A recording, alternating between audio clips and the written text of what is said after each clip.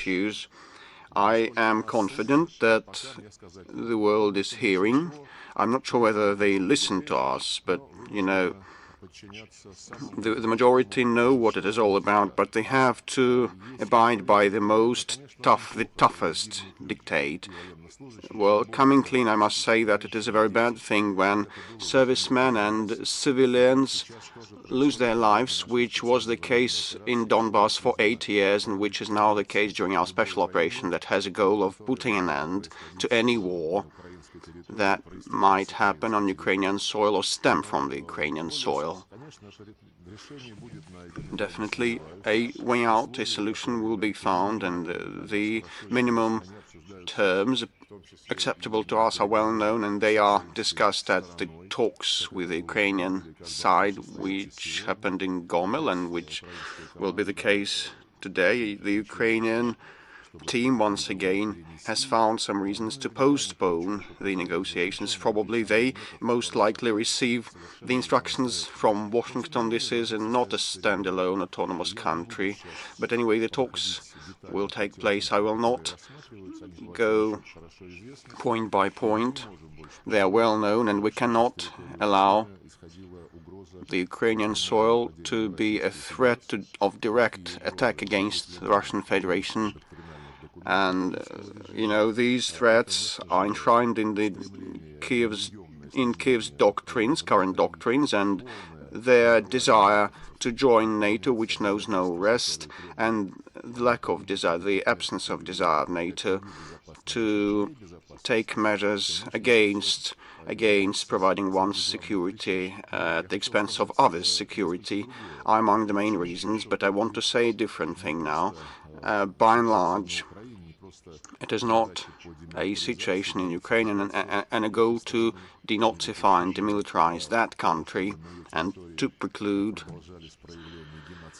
seeing the manifestations of genocide on that territory and putting an end to any sort of violence and allowing the Ukrainians to define their own fate and destiny. But more generally, it's about the global order, and the West has been dodging responses and feedback on our clear-cut proposals with respect to the European security architecture.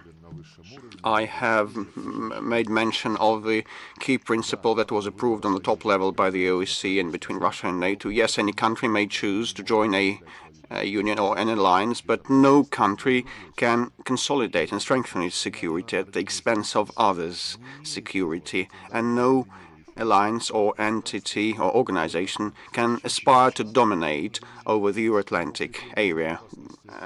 Unfortunately, NATO has been acting in this vein, and it's the talk of the town that they are consolidating and improving their security at the expense of our security. But all their assertions that this will not be a threat to Russia's security are null and void. Well, how can the West decide what is needed for us to feel secure? It is similar to what they did, deciding instead of Germany and others what is needed to provide their energy security, and they decided, made up their mind that they don't need the Nord Stream 2 because they will supply American LNG. They will ship LNG, which is several times more expensive. So they're hearing to what we're saying, but they do not listen to what we say, and they are trying to impose their ideas about how we shall live on. And what springs to me is as follows: Napoleon and Hitler back in the past wanted to subjugate Europe, and now the United States does that, and the European Union was shown its place, and the Nord Stream 2 case and scenario has demonstrated what is the real place of the European Union on the world arena. And now talks are heard and the claims by the Western capitals are heard, but that actually provides us with a picture on the global arena. It is similar to Hollywood. movies. There is the absolute evil and the absolute good, and the absolute good is represented, is embodied by this script writer, of that suspense movie. I am sure that the hysterics will pass and our Western partners will calm down, and we would be ready to pursue dialogue with one precondition based on the equality and on the account for each other's interests. Thank you.